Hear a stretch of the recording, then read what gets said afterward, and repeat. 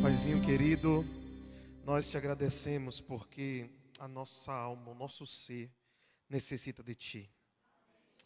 Nesse momento, Senhor, queremos abrir a Tua palavra para essa breve reflexão, que o nosso coração esteja bem aberto, para que o Senhor possa falar conosco, em nome de Jesus. Amém. Pode assentar. Eu não sei quem foi que mudou ou acrescentou, coisas na canção Vaso Novo. Eu fiquei perdido. Quantos ficaram perdidos aqui também na canção? Falei, meu Deus, para quê? Acrescentaram e não me avisaram nada. Tinha que ter pelo menos uma nota, Você vai ser pego de surpresa. Porque para mim era só repetir a primeira parte, o refrão estava tudo certo. Mas aí já colocou outras coisas. Eu falei, gente, fiquei calado. E eu achei até o pessoal aqui do louvor se olhou, deram risada também, Eu falei, até o louvor foi pego de surpresa. Então, querida produção, era para ter colocado vaso novo antigo. Não vaso novo novo. E aí, por isso que deu essa confusãozinha. Gente, vocês estão bem? Graças a Deus. Você sabe qual é a maior mentira que o ser humano conta? Estou bem. Maior mentira.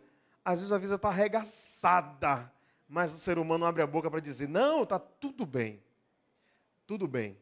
Essa é a maior mentira que nós contamos. Gente, vamos fazer um panorama do que nós vamos apresentar hoje. E eu gostaria de voltar apenas em alguns personagens. Do meio para o final, nós vamos usar muitos versos bíblicos, por isso que eu vou aqui não economizar de abrir a Bíblia, mas eu vou ganhar tempo somente fazendo um panorama desses personagens. O primeiro personagem que eu gostaria de chamar a sua atenção é um rapazinho que é filho de Abraão. Como é o nome dele? Isaac. Isaac era filho de Abraão. Você consegue notar na história de Isaac que Isaac era passivo demais? Era um jovem paz e amor. Era um jovem muito tranquilo, a ponto do pai dele levar ele para um monte. Ele está lá, olha para um lado, ele fala assim, meu pai, está a lenha aqui. Está também o cutelo. Tem até fogo. Eu não contava duas vezes não, irmão. Quando eu olhasse para um lado, eu falei, meu pai, tem o cutelo. Está a lenha, está o fogo. Meu pai não ia me ver nunca mais. Eu acabaria naquele momento de desertar ele como meu pai. Mas o que foi que Isaac fez? Na tranquilidade de Isaac. Meu pai, cadê o cordeiro? Eu imagino Abraão olhando para ele assim, ó. Deus proverá. E Deus proveu, amém? Outro detalhe importante, o homem era tão pai da fé, que ele chega lá na boca do monte, ele diz assim para os seus servos, ele fala, não, eu vou com o menino, mas vou voltar com ele. Aí eu paro e falo, meu Deus, fé é isso. É acreditar nas coisas que não se vê. Ele tinha tanta fé em Deus, que ele voltaria com o menino, mesmo sacrificando ele. Aí eu falei, nossa, Abraão, fantástico. O pai da fé exerceu fé, dizendo, eu vou voltar com o menino. Ainda que, acredito na mentalidade dele, que eu sacrifique o menino, Deus tem poder para ressuscitá-lo. Então, de um lado, nós temos o quê?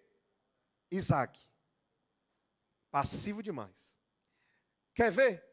A passividade de Isaac era tanta que, com 40 anos, ele era um neném. Nem era casado e nem trabalhava. 40 anos o homem. E outra coisa, o pai tem que fazer o quê? O pai teve que arrumar uma mulher para o menino. Porque nenhuma mulher, ele teve o quê? A capacidade de ir arranjar, mas o pai arranjou uma mulher para ele. E o pai mandou um servo, e agora eu gostaria de contrastar a passividade de Isaac com o dinamismo de Rebeca. Porque quando aquele servo vê aquela mulher, menina, aquela mulher articulada demais. Ela vai, ela pega o negócio, ela bota água, ela dá água para o cara, dá água para o camelo. Menino, aquela mulher, ela, quando a gente lê a Bíblia, ela é dinâmica. Ela é uma mulher que pensa rápido. Ela é uma mulher que está à frente. Tanto que ela fala, não, meu pai, tal coisa, eu vou, viu, com ele aqui. Ela foi. E aí, obviamente, uma mulher proativa, uma mulher dinâmica, uma mulher excelente, quando aquele homem viu, falou, rapaz, é essa daí mesmo, não tem mais o que fazer. E amou Rebeca, Isaac, e é interessante que eles têm quantos filhos? Quantos filhos? 2 filhos, eu não tenho dúvida não, está escrito, irmão. Um filho foi Esaú e o outro foi Jacó. Você sabe que quem tem 2 filhos, sempre um se parece com alguém e o outro se parece com outro alguém. Um se parece com o pai, o outro se parece com a mãe. Quem tem um filho, tudo de ruim é parte do pai, tudo de bom é parte da mãe. Mas no caso de Esaú e Jacó, Esaú, quando nós vamos ler ali o perfil daquele menino, parecia com o seu pai. Passivo demais. Era alguém que negociava coisas muito importantes, a ponto de negociar a primogenitura pelo quê? Pelo um prato de lentilhas. Isso me mostra muitas coisas. A barriga falou mais alto do que a promessa. A necessidade imediata falou mais alto do que aquilo que Deus tinha prometido para ele, negociando a primogenitura, a bênção de Deus, por absolutamente nada. Em contrapartida, nós vemos alguém igualzinho à sua mãe, Jacó. Jacó, ele era alguém igual à sua mãe, articulado. E eu vou lhe mostrar aonde essa articulação e essa passividade entra na pregação de hoje. Quando Jacó e Rebeca, articulam enganar Isaac, o engano partiu de quem? Foi Rebeca, foi ela que articulou tudo. Olha, eu já sei, vai, eu vou preparar um guisado, mas o seu irmão é peludo, já sei, vou colocar uns pelos de ovelha em você. E aí, sabe o que você faz? Muda a voz, porque seu irmão talvez tenha uma voz mais fina ou mais grossa, a Bíblia não diz, eu também não sei. E aí, vai, muda a voz lá, vai dar tudo certo, que não sei o que lá. E eu vou fazer isso, vou fazer aquilo, enquanto seu irmão está saindo, para poder pegar a caça e tal. Beleza. Irmão, já Isaac era tão passivo, que quando Jacó chegou, já estava meio cego, e ele diz assim, meu pai sou eu. Eu quem, rapaz? Sou eu. Sou eu quem? Aí chegou perto. Agora eu fico imaginando. Que pelo grosso era esse que Isaú tinha? Esse menino era um lobisomem, é? Para botar pelo de ovelha. E o cara fala, rapaz, o pelo é de Isaú. Falo, meu Deus, o que esse homem era? Que pelo grosso é esse, gente? Não é? Porque ele botou pelo de ovelha. Aí veio Isaú, ó, tateando, que já estava ficando cego. Isaac tateou, aí tocou, falou, olha, o pelo é de Esaú, mas a voz é de Jacó. Não, meu pai, que Jacó o quê? Eu sou Esaú. Tá bom, vou lhe abençoar. Eu falei, meu Deus, vai abençoar, nem para tirar a prova dos 9. Abençoou o filho. Irmãos, não sei se alguém já tomou algo que era seu. Mas se a gente lê a Bíblia de uma forma sensível, amigos, quando o outro chegou, lembra que eu disse que ele negocia as coisas divinas e as promessas divinas por coisas tão poucas? Ele ficou irado. Mas ele não ficou irado porque a promessa agora estava sobre a vida de Jacó. Ele ficou irado porque não teria nenhuma bênção para ele. Tanto que ele diz assim, ó, e meu pai não vai ter nenhuma bênção para mim, não? E o pai ainda abençoou ele. E aí agora a gente vai para o texto de hoje, Gênesis 28. Mas a gente já leu Gênesis 28, irmão, tenha calma. A gente só vai passear por ele. Mas não vamos ficar não, viu? Gênesis 28. Eu imagino que situação, meu Deus do céu. Agora, aquele homem no qual a mãe articulou para que ele pudesse enganar tanto o irmão quanto o pai, está partindo, está saindo de casa, e parece que a situação é desesperadora se eu já não tivesse lido a parte final. E parece-me que ele não vai mais voltar.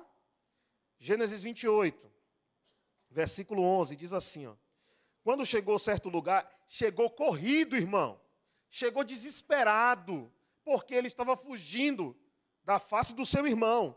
Quando chegou em certo lugar, ele passou ali a noite, pois o sol havia o quê? Se posto. O sol havia se posto. Lembra que ontem nós falamos de detalhes? Hoje nós vamos também falar de mais um detalhe. Eu gostaria de que você pudesse identificar qual é o detalhe que hoje nós vamos falar. Olha aí, está vendo que vocês estão mais familiarizados? O sol se pôs. Esse é o detalhe. E eu disse para você que o autor bíblico, ele economiza palavras, obviamente, expliquei ontem por quê. E quando ele escreve algo, é porque realmente ele quer escrever, minha irmã. Quando o autor bíblico relata algo, é porque ele quer dizer alguma coisa. E aí a gente agora vai passeando pelas próximas etapas da vida de Jacó. E aí a gente passa, vamos aqui para o capítulo 29, Jacó encontra Raquel, aí ele vai, chora, abraça, ele fala, olha, eu sou seu primo. E ela, oi, peraí que eu vou lá na casa de Painho. Aí foi na casa de Painho, disse, Painho, eu tenho um primo seu aqui. Aí Jacó contou toda a história, e Labão disse assim, realmente, você é meu parente. Aí eu falei na minha mente, né? Falei, parente no engano, né? Igualzinho. Porque Jacó não sabia o que ele iria enfrentar daqui para frente. E aí, Jacó disse assim, rapaz, eu não posso ficar aqui de graça não. E Labão também disse, não, o que é que você quer? Aí ele olhou, Raquel, nem falou, rapaz, eu trabalho com o senhor aí. Interessante, ele nem negociou. Ele não negociou, ele disse, eu trabalho 7 anos, eu na minha mente, se fosse eu dizer, irmão, 2 meses aí é o suficiente. Eu trabalho 2 meses, o senhor me dá a filha para casar, e aí eu continuo trabalhando aqui com o senhor. Não, ele, com a boca dele grande, lembra que eu te falei que ele parece com a mãe, bem imediatista? Não, 7 anos. 7 anos, irmão. 7 anos para casar com uma. Vale a pena. Não que não vale a pena, né? Vale a pena. Mas 7 anos é muito tempo. Ele ficou 7 anos trabalhando. E sabe o que a Bíblia vai dizer? O homem amava muito essa mulher, viu? Por isso você, querido marido, diga que ama sua mulher, viu? Por quê? E outra coisa, trabalha a vida inteira por ela. Porque assim ela vai se sentir amada. Eu imagino que cada vez que Jacó estava trabalhando, ele disse, oh meu Deus, obrigado, é um dia a menos para eu poder ficar com meu amor. E aí, passou-se 7 anos, o enganador foi enganado. Você está dando risada? O negócio foi sério. Na noite de núpcias, olha que coisa, eu acho que colocaram um véu, devia ser um véu de cor preta, para poder o homem não ver a mulher que estava lá, e a Bíblia diz que os olhos de Lia não brilhavam não, ela era meio vesga, irmão. Ela estava olhando para o lado de cá, mas os olhos estavam do lado de cá, ela estava olhando para você, mas ela meio vesga. E ela não tinha muita beleza assim, formosura, e aí de noite ali, pronto, aquele negócio bonito, a noite de núpcias, a lua de mel. Pô, velho, quando deu de manhã, eu fico imaginando Jacó. Acordou assustado, falou, meu Deus do céu, essa mulher tirou a maquiagem, foi, não é possível. Não, Labão me enganou. Aí foi até Labão. Não, você me enganou. Não, não enganei, não. Aqui dentro das minhas terras, não é costume eu dar a filha mais nova, não. Primeiro caso é com a mais velha. Pô, você me enganou, eu trabalhei 7 anos. Meu irmão, aqui a lei é minha. Não gostou, não? Não. Eu trabalhei para casar com a outra. Pergunta. Quanto tempo foi que Jacó demorou para poder casar com Raquel? Que 14 anos o quê, irmão? Está na tua Bíblia. Demorou 1 semana somente. Ele casa com Raquel e aí depois ele ficou mais 7 anos trabalhando. Está vendo que eu te digo que a Bíblia, ela tem detalhes e talvez a gente não percebe esses detalhes? Não 14 anos, foi 7 anos e 1 semana. Depois dessa 1 semana, ele ficou mais 7 ali, ó. Para quê? Foi tipo penhor. Você casa com ela, mas eu estou penhorando. Você vai ficar mais 7 anos comigo. ali. Então ela trabalha 7, casa com Lia, uma semana depois, casa com Raquel. Menino, eu não acredito nisso não, você está me enganando. Verso 28 do capítulo 29. Jacó fez o que Labão pediu e completou a semana de festa da primogenitura. Depois Labão lhe deu por mulher a sua filha Raquel. Olha para cá agora. Agora que você já viu na Bíblia aí, então você já acredita em mim, certo? E aí depois Jacó teve filhos, obviamente. E aí Jacó e Labão fazem um acordo. Mas Jacó, menino, aquele menino ali, só Jesus Cristo para transformar a vida dele, diga amém. Porque o homem tudo queria tirar vantagem. Aí eu lhe digo, irmão, aonde que na genética, aonde que a biologia diz que se você colocar um negócio na cerca, vai nascer bezerro malhado, vai nascer bezerro manchado, não tem lugar nenhum. Sabe onde que realmente tinha? Só na cabeça de Jacó. Era só na cabeça dele que tinha isso. E a gente lê como, olha, ele colocou ali na cerca para poder nascer, e nasceu. Não, aquilo ali nasceu de forma natural. Porque senão a gente diz, então, se eu tiver umas cabeças de gado, vou colocar na cerca lá uns negocinhos, vai nascer uns manchados. Não, aquilo ali, obviamente, a gente vê que é a mão de Deus abençoando aquele homem ali. Porque ele é cabeça dura.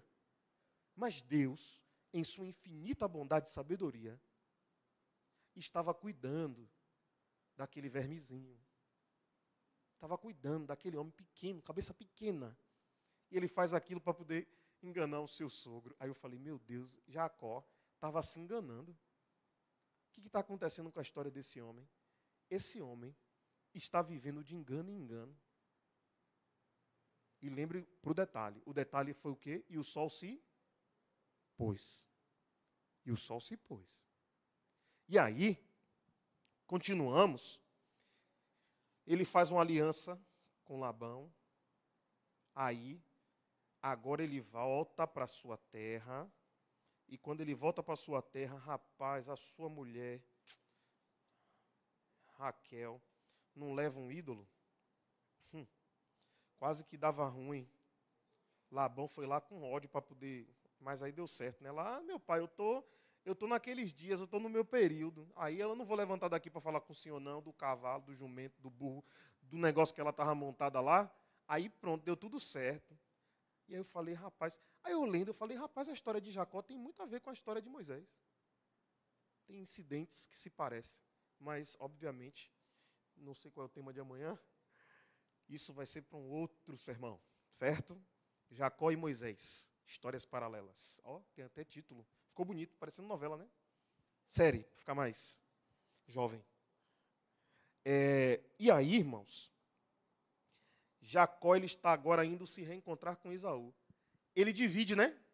A carruagem, o comboio. E ele envia presentes. Mas o que não tem na sua Bíblia, mas aparece no original, é ele envia presentes para a face de Esaú. O que é a ideia da face? É que ele queria aplacar a ira do seu irmão. Assim ele pensava que seu irmão estava irado. E agora, Jacó está retornando para a terra de onde ele saiu. O que eu quero dizer para vocês é que todas as pessoas que saem da terra, todas as pessoas que se afastam, precisam fazer esse processo. Voltar da terra de onde saiu. Minha equipe de produção, coloca meu horário ali no telão, porque eu estou assim meio sem me organizar no tempo. Se colocar ali, eu já consigo saber as horas e os momentos que eu vou adiantar e vou falar de forma mais pausada. Então, voltando. Precisamos fazer esse retorno. Precisamos fazer esse retorno. E eu posso estar falando para alguém que está bem distante da terra que Deus prometeu e que precisa fazer esse retorno. E o detalhe que eu quero falar para a sua vida é que, às vezes, o sol se pôs e ele ainda não nasceu novamente. E, quando ele envia presentes à face, aí eu leio também de forma mais sensível, eu falo, que homenzinho, viu? Até perto da morte. Aí sabe o que ele faz? Ele divide. E ele coloca Lia e os filhos tudo, os meninos tudo, de um lado e manda na frente. E com ele fica Raquel. Eu falei, ó, para isso, rapaz, o homem estava pensando que Se Esaú matar alguém, mata Lia. E eu fico com Raquel. Eu falei, ó, para aí, que homem. Eu falei, esse homem está precisando de alguma coisa, está precisando de um corretivo na vida. E isso acontece, graças a Deus. Ele estava buscando aplacar a face. Não, meu povo, não, bota o horário, porque se eu pensar que eu tenho 22 minutos, eu estou na carne seca. Bota o horário. E aí eu penso, esse homem está precisando de um corretivo. Esse homem está precisando voltar ao prumo. Ele estava tentando ver a face do seu irmão, tentando aplacar a face do seu irmão. Mas é interessante que ao invés de ver a face do seu irmão, ele vê a face de alguém. Irmão, vamos para a Bíblia, que agora o negócio está bom. Versículo 22 do capítulo 32, passa aí. Muito bom, olha que negócio maravilhoso, gente, ó. Gente, e no capítulo 32 a resposta começa a aparecer. Aqui Jacó está agora o caminho de volta para casa, capítulo 32, tá? E ele está tomando uma direção oposta do capítulo 28. No capítulo 28 ele sai, mas agora, no capítulo 32, ele está retornando. Ele estava tentando aplacar a face do seu irmão. E a face, no hebraico, é panav. Ele estava querendo ver a face do irmão. Mas, naquela mesma noite, Jacó se levantou, tomou as suas 2 mulheres, suas 2 servas e seus 11 filhos, e transpôs o val do Jaboque. Reuniu todos e fez com que passassem o ribeiro. Também fez passar tudo o que lhe pertencia. Jacó ficou sozinho, e um homem lutava com ele até o romper do dia. Vendo que este não podia com Jacó, tocou-lhe na articulação da coxa e ele gritou, ai! De modo que a junta da coxa de Jacó se deslocou na luta com o homem. Então o homem disse, olhe, deixe-me ir embora, porque já rompeu o dia. E aí Jacó respondeu, não vou deixar você ir não. Você não vai sair daqui até me abençoar. Então o homem perguntou, como é que você se chama? Ele respondeu, Jacó. Olha para cá agora. Me parece que está acontecendo uma cena semelhante. Lembra ontem que nós falamos que Deus é especialista de remontar aonde nós caímos para que nós possamos dar uma resposta diferente? Essa pergunta, quem é você, foi a mesma pergunta que Isaac fez a Jacó quando ele estava agora enganando o seu pai. Isaac perguntou para Jacó, quem é você? Ah, irmão, você troca muitos nomes. Por que eu troco? Eu tenho TDAH, eu vou trocar. Não tem para onde correr. Eu troco até o seu nome, imagine, dos da Bíblia. Mas quando eu falar, você já entende como é que está funcionando, né? E aí, Isaac perguntou para Jacó, quem é você? Ele disse, eu sou Esaú. Eu quero te dizer uma coisa. O tempo é aquilo que Deus usa para medir as intencionalidades dos seus filhos. Só o tempo vai dizer o que realmente está dentro do seu coração. Tem coisas que só o tempo vai dizer. Nós não podemos nos preocupar em relação a ele, porque Deus usa o tempo para medir as intenções dos seus filhos. Agora eu gostaria de fazer um parêntese para te dizer uma coisa. Muito pouco conhecemos do Deus Pai Todo-Poderoso, e muitas das vezes, quando vamos à Bíblia, imaginamos que Deus Pai é o Deus do Antigo Testamento. Mas, quando vamos para o livro de João, e em 8 vezes ele vai nos dizer, ninguém jamais viu a Deus. Ninguém jamais viu a Deus. Ninguém jamais viu a Deus. Essa é uma sentença que eu tenho que levar a sério. Se João está dizendo que ninguém jamais viu a Deus, e ele vai dizer, ninguém jamais viu a Deus, senão o Filho, o qual ele revelou. Se João está dizendo que ninguém jamais viu a Deus, senão o Filho, quem é o Deus do Antigo Testamento? O Filho. Então, me parece que o Filho tem uma participação ativa no Antigo Testamento. Me parece que o Filho tem uma participação na criação. Me parece que o Filho tem uma participação na história de Abraão. Me parece que o Filho tem uma participação na história de Isaac. E agora me parece que o Filho tem uma participação na história de Jacó. Jacó estava querendo ver a face de Esaú. E quando a Bíblia vai dizer que a face de Esaú queria ser vista por Jacó, é que ele queria ver que Esaú havia o perdoado. Mas é interessante, quando o homem está buscando a face de outro para alcançar perdão, de quem foi a face que ele viu? A face de Deus. E quando ele vê a face de Deus, aquele homem tem um 180 graus. Aquele homem tem a oportunidade agora de não ser mais o enganador. A ponto de Deus perguntar: quem é você? E agora ele tem a oportunidade de dizer a verdade e de ser transformado pela face daquele que o criou. E ele diz assim: Jacó. Então disse: seu nome não é mais Jacó, e sim Israel, porque você lutou com Deus e com os homens e prevaleceu. E aí Jacó disse: por favor, diga-me como você se chama. E ele respondeu: por que você pergunta pelo meu nome? E aquele ser abençoou ali Jacó e deu àquele lugar o nome de quê? Lembra que face é Panav? Peniel nada mais é do que vi Deus face a face.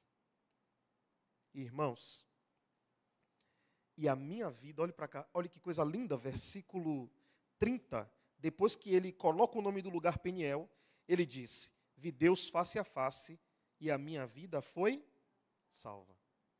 Mas tudo isso eu estou falando por causa de um detalhe. Quando Jacó saiu da sua terra, o sol se pôs. Leia, por favor, o verso 31. O que é que tem aí? E, eita, me arrepiei. E nasceu-lhe o sol, quando ele atravessava Peniel. Vinícius, o que Moisés está querendo dizer com isso? É que a vida de Jacó, longe da terra prometida, ou a terra da promessa, é uma vida de total treva, escuridão. Se nós estamos nos afastando da terra que Deus nos prometeu, a nossa vida, ela se iguala à vida de Jacó. Uma vida de total trevas e escuridão. E para que o sol possa nascer de novo em nossa vida, precisamos, assim como Jacó, ver a face do nosso Senhor, a face do nosso Deus. Irmãos, e eu quero te dizer uma coisa. Deus prometeu fazer tudo que tivesse ao alcance dele para poder transformar a sua vida. Jacó nunca mais foi o mesmo, e você já conhece a história dele. E é por isso que Jacó, ele é um dos patriarcas. E agora, para mostrar para você de que Deus não quer somente transformar a sua vida, Deus quer transformar esse mundo. Deus quer transformar esse universo. Eu vou te fazer uma pergunta, nesses últimos minutos que eu tenho. Onde termina o livro do Gênesis? Sabe dizer? Porque me parece que o livro do Gênesis não termina. Chega no capítulo 11, ele dá uma quebra, começa a falar da história de Abraão, é só problema. Onde que o Gênesis termina? Chuta, gente. Estamos aqui para aprender. Onde é que o Gênesis termina? No Êxodo? Não é no Êxodo. Muito obrigado pela sua participação. Onde é que o Gênesis termina? Quem foi que falou Apocalipse? Umas 3 pessoas, né? Apocalipse. 80% do livro do Apocalipse nada mais é do que o Gênesis e o Êxodo. Se tirar as referências de Gênesis e Êxodo de Apocalipse, não tem livro do Apocalipse. Porque é interessante, Deus mostra como foi que a queda ocorreu em Gênesis. Em Apocalipse, Deus mostra para você como é que ocorre a restauração. Em Gênesis, o sol se pôs para a humanidade, mas em Apocalipse, o sol nasce de novo. Quer ver? Irmãos, abram suas Bíblias em Gênesis, capítulo 1, versículo 1. Vamos fazer somente umas 3 ou 4 relações aqui, para não enforcarmos o tempo. Olha aqui como a Bíblia diz. Versículo 1. No princípio, Deus criou os céus e a terra. Apocalipse 21. Já coloque seu dedo em Gênesis e Apocalipse. Apocalipse 21, 1 diz assim: E vi um novo céu e uma nova terra. O sol se pôs, mas o sol vai nascer de novo. Amém? Gênesis 1:10. Diz aqui: Deus chamou a porção seca de terra, e o ajuntamento chamou mares. E viu Deus que isso era bom. Apocalipse 21:1. Pois o primeiro céu e a primeira terra passaram, diz o quê? E o mar já não existe. O sol se pôs, mas o sol volta a nascer de novo. O mar não existe mais como conhecemos, mas existe de uma outra forma, transformado por Deus. Vamos continuar, não para por aí não. Gênesis 1, versículo 5, diz assim: E Deus chamou as trevas noite. Apocalipse 21, 23. 21, 23 diz assim: A cidade não precisa de quê? De sol, nem da lua para lhe dar o quê? Porque o que ilumina? A glória de Deus, e o cordeiro é a sua lâmpada. O sol se pôs, mas o sol voltou a nascer. Gênesis 2:17. Gênesis 2:17 diz assim, ó: Mas da árvore do conhecimento do bem e do mal você não deve comer, porque no dia em que dela comer, você certamente morrerá. Então o que Deus está dizendo? Olhe, no dia que você comer dessa árvore, você morrerá. Ser humano comeu, sim ou não? O sol se pôs. Apocalipse 21, versículo 4. Diz assim: E lhes enxugará dos olhos toda a lágrima, e já não existirá mais o quê? Já não haverá luto, nem pranto, nem o quê? Porque as primeiras coisas passaram. O sol voltou a nascer. A gente poderia ficar aqui a noite toda. Não termina os paralelos entre Gênesis e Apocalipse. Mas vamos falar aqui um penúltimo, na verdade, porque eu quero terminar com o último e pedir para a menina cantar. Apocalipse, Gênesis 3:17. Diz assim: E Adão disse, por ter dado os ouvidos à voz de sua mulher e comido da árvore que eu havia ordenado que não comesse, maldita é o quê? É a terra por sua causa. Em fadigas você obterá dela sustento durante os dias de sua vida. A terra foi amaldiçoada por conta de quê, irmãos? Do pecado. Apocalipse 22:3. Diz assim: Nunca mais haverá qualquer o quê? Nela estará o trono de Deus e do Cordeiro, e os seus servos o adorarão. A terra foi amaldiçoada. O sol se pôs para a humanidade. Mas o sol nasce de novo e Deus promete. Irmãos, na igreja de Brotas, nunca mais haverá maldição. E eu sei que no fundo do seu coração, você quer desfrutar dessa bênção pela eternidade. Fica firme. Vive na fé. Porque essa é uma realidade para a nossa vida. Por mais que o sol tenha se posto, e talvez possamos estar vivendo em escuridão, a promessa de que o sol nascerá. E ele resplandecerá de forma poderosa. E nunca mais precisaremos passar por aquilo que passamos. Último verso. Não que eu vou morrer. Último verso da noite. Gênesis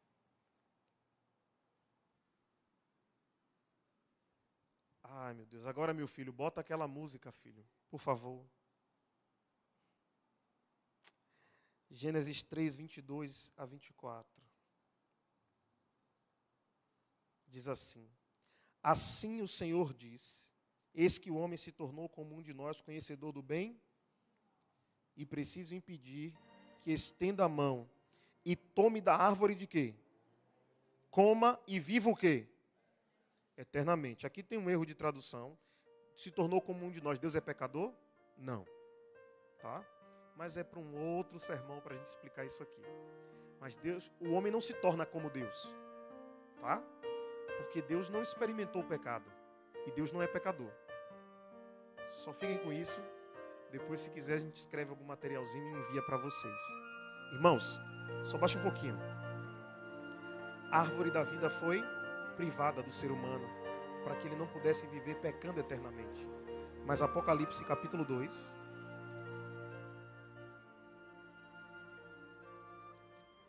diz assim: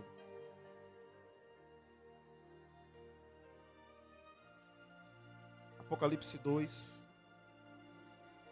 versículo 7, diz assim: Quem tem ouvidos, ouça o que o Espírito diz às igrejas. Ao vencedor darei o direito novamente de se alimentar da árvore que se encontra onde? No paraíso de Deus. O paraíso de Deus na Bíblia é o Jardim do Éden. Só abaixa um pouquinho, meu amigo. É o Jardim do Éden, irmãos.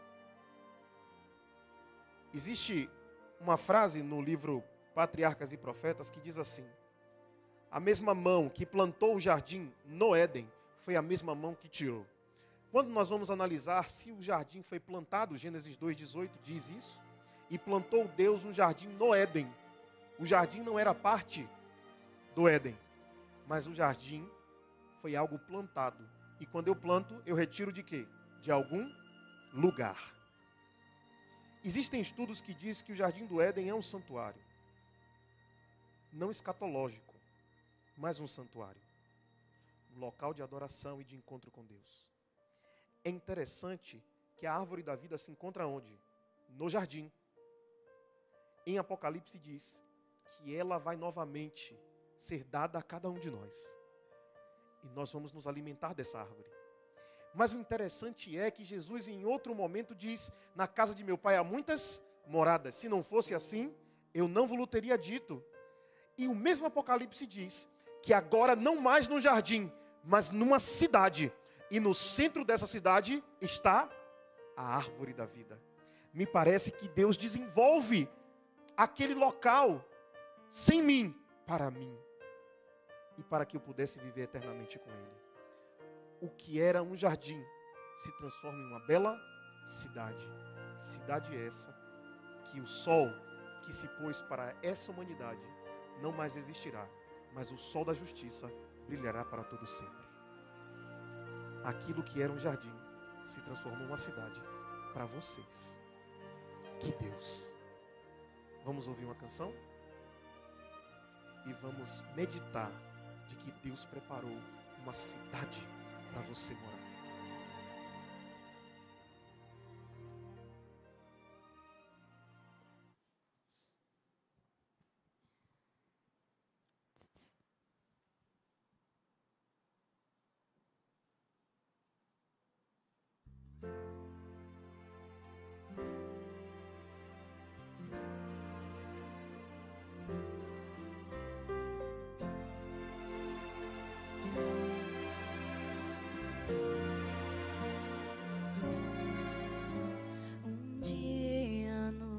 Jardim, o mal se levantou, trazendo a desarmonia,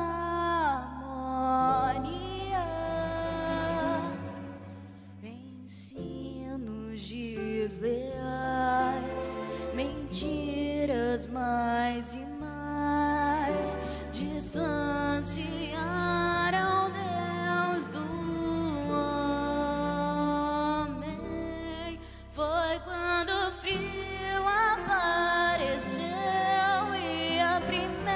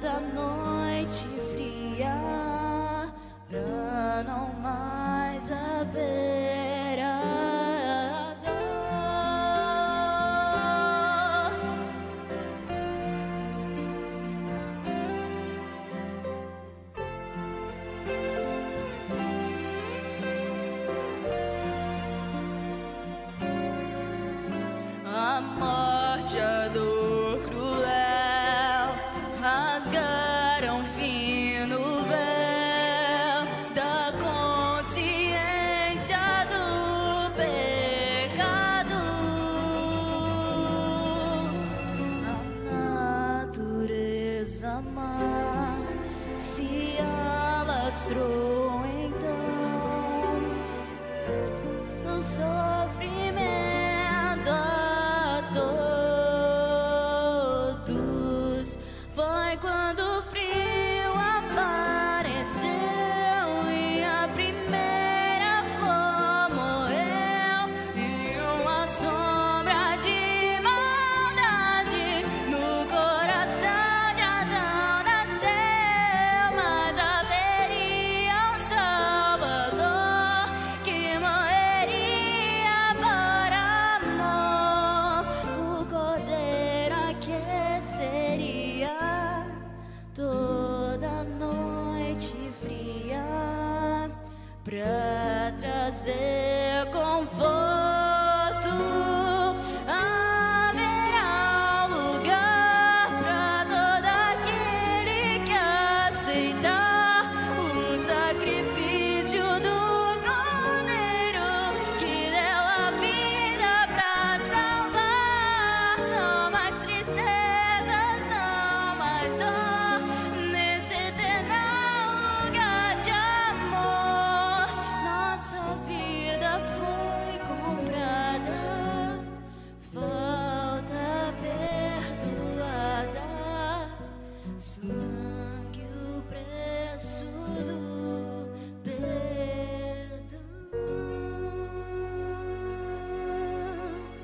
Amém. Deus seja louvado. Vamos ficar de pé, irmãos. Vamos orar ao nosso Deus. Senhor, que bom é estar na tua presença. Paizinho, que o sol da justiça aqueça o nosso frio coração.